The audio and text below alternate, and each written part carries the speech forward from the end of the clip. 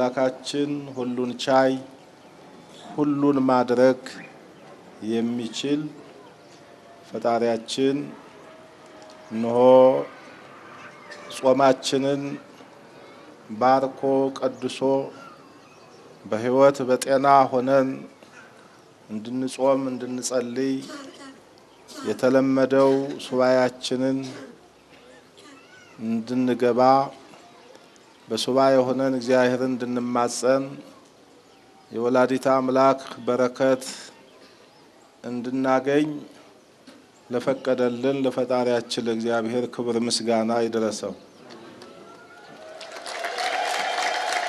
እሺ እንግዲህ ትንሽ ነው የምንነጋገረው።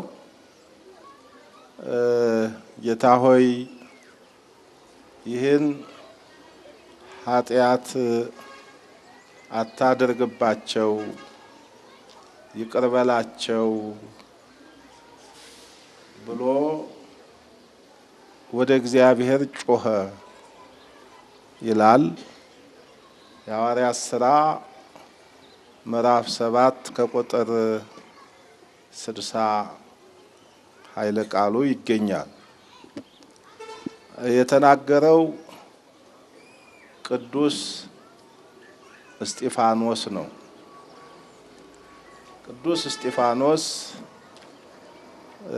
የመጀመሪያው የቤተ ክርስቲያናችን የተዋህዶ እምነታችን የወንጌል ሰማዕት ነው። ሐዋርያት ክርስትና እንዲስፋፋ ከእግዚአብሔር ተልከው ወንጌል በሚሰብኩበት ጊዜ ምእመናን በአንድነት ተሰብስበው ልባቸው፣ ንብረታቸው፣ ሐሳባቸው፣ እምነታቸው ባንድ አድርገው በቅዱሳን ሐዋርያት እየተመሩ እየተባረኩ ማህበራዊ ኑሮ ይኖሩ ነበረ። ነገር ግን የሕዝቡ ቁጥር እየጨመረ ሲመጣ እኛ ማዕድን ልናገለግል አይገባንም፣ ወንጌላችንን መስበክ ተልኳችንን መፈጸም አለብን ብለው ከመጡት ወጣቶች ከምእመናኑ ልጆች መካከል 7 ዲያቆናትን ሕዝቡን እንዲያስተባብሩ፣ እንዲያገለግሉ፣ እንዲላላኩ 7 ዲያቆናትን እጃቸውን ጭነው ሾሙ። ልክ በዛሬው ዕለት ብፁዕ አባታችን አቡነ ሳዊሮስ የገጠሪቱም የከተማዋም ቤተክርስቲያን በገጠርም ያለች በከተማም ያለች መንፈሳዊ አገልግሎት እንዳይጓደል ምእመናን አገልግሎት እንዳይቋረጥባቸው ቤተክርስቲያን እንዳትዘጋ የእግዚአብሔር ቃል በሁሉም ቦታ እንዲስፋፋ በማሰብ ነው ብዙ ዲያቆናት ቀሳውስት እንደሾሙት ሁሉ ቅድም እንደተነገረው እንደሾሙት ሁሉ ሐዋርያት አባቶቻችንም እጆቻቸውን ጭነው 7 ዲያቆናት ሾሙ። ለአገልግሎት ነው ሹመት። ሹመት ለመላላክ ነው። ሹመት ለመታዘዝ ነው። በተለይ መንፈሳዊ ሹመት ደግሞ በእግዚአብሔርና የእግዚአብሔርን ተልእኮ ምእመናን ላይ ማድረስ ነው። ክህነት ሰማያዊ ነው፣ ምድራዊ አይደለም። የክህነት አገልግሎት የእግዚአብሔር አገልግሎት ነው። የሰማያዊው ንጉሥ ተልእኮ መፈጸም፣ የሰማያዊው ንጉሥ ቃለ እግዚአብሔር ለምእመናን ማዳረስ፣ ሥጋ ወደሙን ማቀበል፣ በጨለማ ሕይወታችን እንዳይኖር ወደ ብርሃን በብርሃን እንድንኖር የሚያደርግ ስርየተ ኃጢአትንም ጭምር በካህናት አባቶቻችን አማካይነት ንስሐ በመግባት ኑዛዜ በመናዘዝ ኃጢአትን በመናዘዝ ስርየተ ኃጢአት እንድናገኝ ክህነቱ መሳሪያ ነው። ያስራል፣ ይፈታል። በምድር ያሰራችሁት በሰማይ የታሰረ ይሆናል፣ በምድር የፈታችሁት በሰማይ የተፈታ ይሆናል ይላል የእግዚአብሔር ቃል። ስለሆነም ከነዚህ ከሰባቱ ከተሾሙት በሐዋርያት እጅ ስልጣነ ዲቁና ከተሾሙት መካከል አንዱ ቅዱስ እስጢፋኖስ ነው። ቅዱስ እስጢፋኖስ እያገለገለ እያለ በሐሰት አይሁድ ከሰሱት። ሙሴንም እግዚአብሔርንም ሰድበዋል በማለት ወነጀሉት። ምን ጊዜም የእግዚአብሔር ሰዎችና የዓለም ሰዎች አይስማሙም፣ ሐሳባቸውም አይግባባም፣ ሕይወታቸውም ተቃራኒ ነው። ስለዚህ የእግዚአብሔር ሰዎች አለ ኃጢአታቸው አለ በደላቸው አለ ጥፋታቸው ሲኮነኑ ሲወነጀሉ ነው የነበሩት። በዚህ መሰረት ቅዱስ እስጢፋኖስ በድንጋይ ተወግሮ እንዲሞት ፈረዱበት። ዓለም ምን ጊዜም ለፍርድ የፈጠነች ስለሆነ ባለማስተዋል እውነቱን ባለማጣራት እውነቱን ባለመያዝ ፈረዱበት በቅዱስ እስጢፋኖስ ላይ። በድንጋይ ወግረው ሊገሉት እየደበደቡት እያለ ወደ ሰማይ ተከፍቶ እግዚአብሔር ኢየሱስ ክርስቶስ በአባቱ ቀኝ ተቀምጦ አየ። ሰባቱ ሰማያት ተከፍተው አየ። ከዛም በድንጋይ ለሚወግሩት ለሚገሉት መከራ ያደረሱበት ለነበሩት ሰዎች ተንበርክኮ እየተደበደበ ደሙን እያፈሰሰ መከራውን እየተቀበለ አባት ሆይ ጌታ ሆይ ይህን ኃጢአት አታድርግባቸው ይቅር በላቸው ብሎ ጸለየ። ነፍሱም ወደ እግዚአብሔር ወደ አገልጋይዋ ወደ ፈጣሪዋ ዓለሙን ተሰናብታ ሄደች። ስለዚህ የመጀመሪያው ሰማዕት የሐዲስ ኪዳን ሰማዕት ነው ቅዱስ እስጢፋኖስ። ዛሬም እኛ ልጆቻችን በወንድሞቻችን በእህቶቻችን በአባቶቻችን በቀልን ሳይሆን ማሰብ ያለብን የሚበድሉንን የሚያስቀይሙንን እግዚአብሔር ልቦና እንዲሰጣቸው እግዚአብሔር መልካሙን እንዲያሳስባቸው እንደ ቅዱስ እስጢፋኖስ እንደ አባታችን እንደ ቀዳሜ ሰማዕት ልንጸልይ ነው የሚገባ። ወገኖቻችን እትማኦ ለእኩይ በእኩይ ክፉን በክፉ አትቃወም፣ ክፉን በክፉ አትቃወም። ስለዚህ ክፉን በመልካም አሸንፍ ይላል የእግዚአብሔር ቃል። ስለዚህ ሀዳጌ በቀልን የምንተው በደልን የምንረሳ ልንሆን ይገባል ክርስቲያኖች።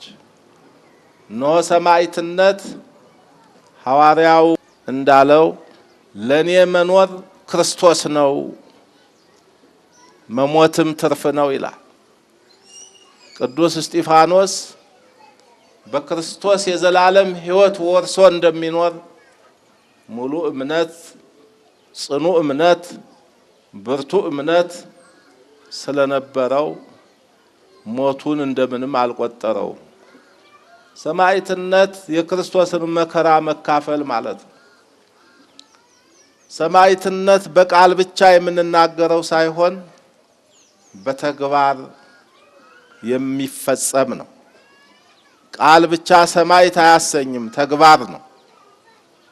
እነሆ በብዙ ሰማዕታት አባቶቻችን ጣዖትን እንዲያመልኩ ለጣዖት እንዲሰግዱ በገንዘብ በወርቅ በዕንቁ በሹመት በስልጣን ቢያባብሏቸውም ወርቃችን ክርስቶስ ነው፣ ኑሯችን ክርስቶስ ነው ብለው ተከትለውታል። ስለዚህ ስድቡንም ስለቱንም እሳቱንም ድንጋዩንም ሳይፈሩ እግዚአብሔርን ተከትለው እግዚአብሔርን አገልግለዋል። በእውነት ሰማዕትነት ምስክርነት ነው። የደም ምስክርነት፣ የሕይወት ምስክርነት። ሰማዕትነት መከራውን እየተቀበሉ በሕዝብና በአሕዛብ በአደባባይ ስለ ክርስቶስ ስለ እውነት መመስከር ነው። ትንሣኤውን ተስፋ አድርጎ የዘላለም ሕይወት ተስፋ አድርጎ መከራውን መቀበል ነው ሰማዕትነት ማለት እና ስለዚህ ዛሬ ቅዱስ እስጢፋኖስ ነው ሰማዕቱ። ስለዚህ የሰማዕታት ታሪክ የሰማዕታት ሕይወት በምንዳስስበት ጊዜ የኛም ክርስትና ያጸናዋል። የሰማዕታት ደም የቤተ ክርስቲያን ዘር ነው ይላል። ሕይወታችንን ያጸናዋል፣ ክርስትናችንን ያበረታዋል። ሰማዕታት ለኛ ጽናት ናቸው። ሰማዕታት ለኛ ኃይል ናቸው። ሰማዕታት ለኛ ክብር ናቸው። ሰማዕታት ለኛ በረከት ናቸው። ጽናታችን ናቸው፣ ኃይላችን ናቸው። ስለዚህ ሰማዕትነት በቀላሉ የሚገኝ አይደለም፣ ሕይወትን መስጠት ነው። ዛሬም እናንተ የዚህ ዓለም ገና ሕዝብ ታላቅ ሕዝብ ነው። እነሆ የተባረከ ሕዝብ ነው፣ ደግ ሕዝብ ነው። እንግዲህ ንብረታችንን፣ ገንዘባችንን፣ ሐሳባችንን፣ ዕውቀታችንን ከመስጠታችን በፊት መጀመሪያ ልባችንን ለክርስቶስ ልንሰጥ ይገባል። ቀጥሎ ዕውቀታችን፣ ቀጥሎ ገንዘባችን፣ ቀጥሎ ንብረታችን፣ አስራቱን በኩራቱን ቀዳሚያቱን ለቤተ ክርስቲያናችን ልንሰጥ ይገባል። ሕይወታችንን ሳንሰጥ ልባችን የክርስቶስ ሳይሆን አስራቱን በኩራቱን ብንከፍል ዋጋ አያሰጥም። በመጀመሪያ ልባችን ለክርስቶስ፣ ልባችን የፍቅር መኖሪያ፣ ልባችን የሰላም ማደሪያ ሊሆን ይገባል። ልጆቻችን የክርስትና መገለጫው ይኸው ነው፣ ፍቅር ነው። ፍቅር የሕግ ፍጻሜ ነው። ፍቅር የሕግ ፍጻሜ ነው። ፍቅር እነሆ ኃያልና ታላቅ ነው። የክርስቶስ ፍቅር ነው ወደ ሞት የወሰዳቸው አባቶቻችን እነ ቅዱስ እስጢፋኖስ። የክርስቶስ ፍቅር ነው ሕይወታቸውን እንዲሰጡ ያደረጋቸው እና ዛሬም ልጆቻችን በእምነታችሁ ጽኑ፣ አትንበርከኩ። ቅዱስ እስጢፋኖስ እንዳልተንበረከከ ሁሉ እነሆ እናንተም መንበርከክ የለባችሁ። መናፍቃን የበዙበት ዘመን ነው። መናፍቃን የበዙበት፣ ምእመናንን ግራ የሚያጋቡበት፣ በተለያየ መልክ በተለያየ መንገድ በተለያየ ሲስተም በተለያየ ጥበብ በተለያየ መንገድ የመጡበት ዘመን ስለሆነ ወርቃማ እምነታችሁን ክርስትናችሁን እንዳታጡ ጠብቁ። እምነትን ለመጠበቅ እኮ ነው ሰማዕትነት። በክፉ ጊዜ አለመካድ፣ በክፉ ጊዜ በክፉ ዘመን በመከራ ጊዜ በፈተና ጊዜ አለመካድ፣ በእምነት ጸንቶ መገኘት መኖር ማለት ነው ሰማዕትነት። ልጆቻችን መሞት ብቻ አይደለም። እና ስለዚህ ጠንክሩ። ብፁዕ አባታችን አቡነ ሳዊሮስ ነው ለአገልግሎት ደከመኝ ሰለቸኝ የማይሉ አባት ናቸው ልጆቻችን። መቼም አባትነት በዚህ ዘመን አይደለም መንፈሳዊ አባት መሆን የሶስት የአራት ልጆች አባት እናት ሆኖ እንኳ እንግዲህ ልጆችን ለማሳደግ ለቁም ነገር ለማድረስ ወላጆች በልጆች ምን ያህል እንደምትፈተኑ ታውቁታላችሁ። በዚህ ዘመን ደግሞ መንፈሳዊ አባት መሆን መከራው ብዙ ነው። መከራ መስቀል ነው በአባቶቻችን ላይ እየደረሰ ያለው። ያለ መከራ ያለ ፈተና ያለ ችግር የምናገለግለው አገልግሎት የለም። የምናገለግለው አገልግሎት የለም።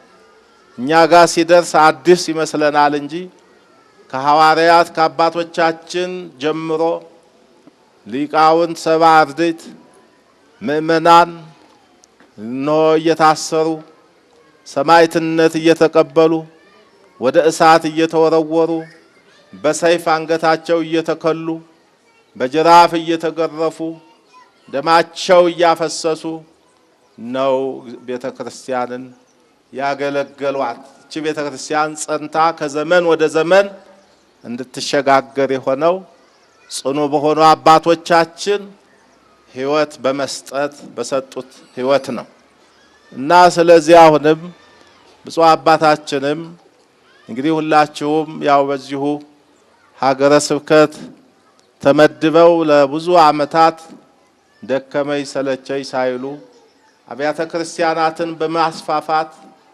ምእመናን ተስፋ እንዳይቆርጡ ሰባኪያንን፣ ዘማሪያንን፣ ቀሳውስትን፣ ዲያቆናትን፣ መምህራንን በመመደብ ነው ትልቅ ስራ የሰሩ አባታችሁ ናቸው እና ስለዚህ ምን ጊዜም ያው በሕይወት አባቶች እስካሉ ድረስ መከራውን እንደ ልብስ ለብሰው ስድቡን ተጎናጽፈው ነው ቤተክርስቲያን የሚያገለግሉ።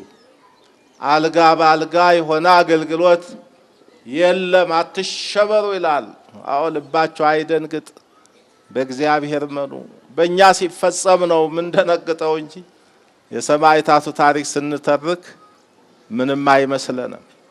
በእኛ ላይ ሲደርስ፣ በእኛ ላይ ሲፈጸም፣ በእኛ ላይ ሲታይ፣ በእኛ ላይ ሲሆን ግን እንደነግጥ ይሆናል።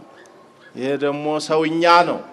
ነገር ግን መንፈስ ቅዱስ የአባቶቻችን ሕይወት ያጸናል፣ ያበረታል እና አባታችን ለምንም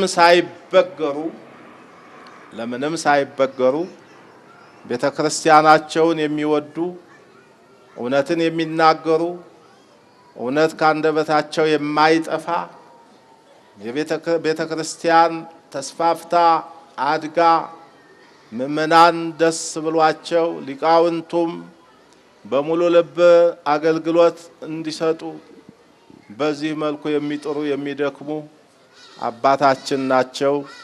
ስለዚህ ዛሬም ያው የእናንተው ልጆች ነው ክህነትን፣ ቅስናን፣ ዲቁናን ሌሊት መጥተው ሲባርኩ ሲመክሩ ያረፈዱት እና ስለዚህ መልካም አባት ናቸው ብፁዕነታቸው። እንግዲህ ይህንን ስንል በቤተ ክርስቲያን አውደ ምሕረት በታቦተ ሕጉ ፊት ቁመን ምንም መንፈሳዊ ቃል እውነት የሆነውን ቃል እውነት የሆነው ምስክርነታችን ነው ልንሰጥ የምንችለው። የምናውቀውን የምንረዳውን ያየነውን ነው። ያየነውን እንመሰክራለን፣ የሰማነውን እንናገራለን ነው ተብሎ የተጻፈው እና ልጆቻችን አሁንም ከአባታችሁ ጎን ዛሬም ቤተክርስቲያን በትልቅ ደረጃ እንግዲህ እግዚአብሔር ሲፈቅድ ሁሉም ይሆናል። እግዚአብሔር ሲፈቅድ መልካም ነገር ሁሉ ይሰራልና ብፁዕ አባታችን አሁንም በትልቅ ደረጃ ቅድስት ቤተክርስቲያን በኢትዮጵያ ያለችውን ቤተክርስቲያን በዓለም ያለችውን ቤተክርስቲያን በአውሮፓ በእስያ በአሜሪካ በሁሉም በአፍሪካ ያለችውን ቤተክርስቲያን ጭምር ነው እያገለገሉ እየመሩ ያሉት 24 ሰዓት ነው እየደከሙ ያሉት ብፁዕነታቸው። ስለዚህ እናንተም አባቱን የሚወድ ሕዝብ ስለሆነ ያለም ገና ሕዝብ በጸሎታችሁም በሐሳባችሁም በምክራችሁም ልታግዟቸው ይገባል። ተጋግዞ መስራት፣ ተጋግዞ መጸለይ፣ ተጋግዞ ቤተክርስቲያንን መጠበቅ አስፈላጊ ነው። ካልተጋገዘ ሰው መንፈሳዊውም ስጋዊውም ሲተጋገዝ ነው ሁሉም ነገር ያማረ የሚሆነው እና ስለዚህ ዛሬ እንግዲህ የሚዲያ ዘመን ነው። ሚዲያ እንግዲህ ወተቱን አጥቁሮ ማሩን አምርሮ ቀናውን አወላግዶ ብርሃኑን አጨልሞ እውነቱን ቀብሮ ሐሰት የሚናገርበት ዘመን ነው። የሚዲያ መንፈስ ያ የጥልቁ መንፈስ በሚዲያ ነው የመጣው። በዚህ ሰዓት በሚዲያ ነው የመጣው። በዚህ እንዳትወናበዱ፣ ክርስትናችሁ እንዳይወናበድ ለአባቶቻችሁ ያለውን ፍቅር እንዳትቀንሱ፣ ለአባቶቻችሁ ያለውን አመለካከት እንዳይዛባባችሁ። ይሄ መቋቋም በራሱ ሰማዕትነት ስለሆነ ልጆቻችን ነው እውነቱን እውነት ሐሰቱን ሐሰት በማለት የእውነት መንገድ ይዛችሁ ልትጓዙ ይገባል። አይደለም ብፁዓን አባቶቻችን ሰማዕታት፣ ነቢያት፣ ሐዋርያት፣ ድንግል ማርያም ሁሉ የሚሰደውበት ዘመን ነው የምታዩት ነው። አዎ ሰማያዊ ናት እናታችን ድንግል ማርያም። ጸጋዋ ከእግዚአብሔር ነው። እማ አምላክ ወላዲተ አምላክ እመብርሃን አቁራሪተ መዓት ናት ድንግል ማርያም። ነገር ግን ከሰማይ የተሰጣትን ጸጋ ክብር እነሆ ሰዎች ለመቀነስ በሚዲያ መንፈስ እነሆ ሲታገሉ እናያለን። ነገር ግን ድንጋይ ቢወድቅብህ ይቀጠቅጥሃል፣ ብትወድቅበት ይሰብርሃል ነው። የእግዚአብሔርን ኃይል የሚያሸንፍ የለም። የእግዚአብሔርን ኃይል፣ የእግዚአብሔርን ፈቃድ፣ የእግዚአብሔርን ስጦታ በምንም የሚቀማ የለም። አንዴ ከሰማይ ተሰጥቷል። ድንግል ማርያምም ተሆ ምህረት ለሚካኤል ወሀብተ ሰማያት ለማርያም ድንግል ጸጋዋ፣ ክብሯ፣ ልዕልናዋ፣ በረከቷ፣ አማላጅነቷ ከሰማይ ከእግዚአብሔር ተፈቅዶ ከእግዚአብሔር የተሰጣት ስለሆነ ማንም ሊጨምርላት ማንም ሊቀንስላት አይችልም። እኛም የምንመሰክረው ለራሳችን ነው። እሷ እግዚአብሔር መስክሮላታል። መልአኩ ቅዱስ ገብርኤል መስክሮላታል። ትወልድ ወልደ እነሆ ወንድ ልጅ ትወልጃለሽ፣ ስሙንም ኢየሱስ ትይዋለሽ።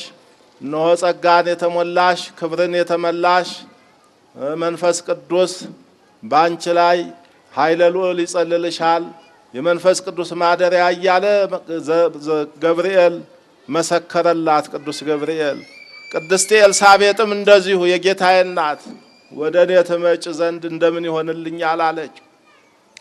ስለዚህ እመቤታችን ስጦታዋ ከእግዚአብሔር ከሰማይ ነው። ሀብቷ ከሰማይ ነው።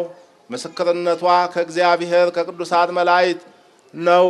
ስለዚህ ስለ እመቤታችን ውዳሴ ቅዳሴ የምንናገረው እነሆ ለራሳችን በረከት ለማስቀረት ከጌታ ዘንድ እንድታማልደን የእግዚአብሔር መንግሥት እንድንወርስ በሷ አማካይነት ወደ መንግሥተ ሰማያት እንድንገባ ነው።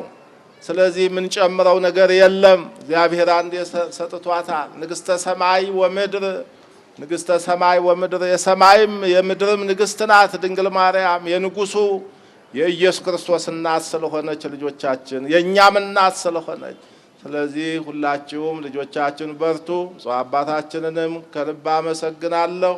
እነሆ ረጅም ዕድሜ ከጤና ጋር ሰጥቶ ሐዋርያዊ አገልግሎታቸውን አሟልቶ አስፋፍቶ እንደዚሁም ደግሞ አሁን የያዙትንም ስራ ትልቅ ስራ የስራ ውጤት እያስመዘገቡ ምእመናንም ሆኑ ሁሉም ደስ እያለው ስለሆነ ብዙ የተጀመሩም የተፈጸሙም ስራዎች አሉ።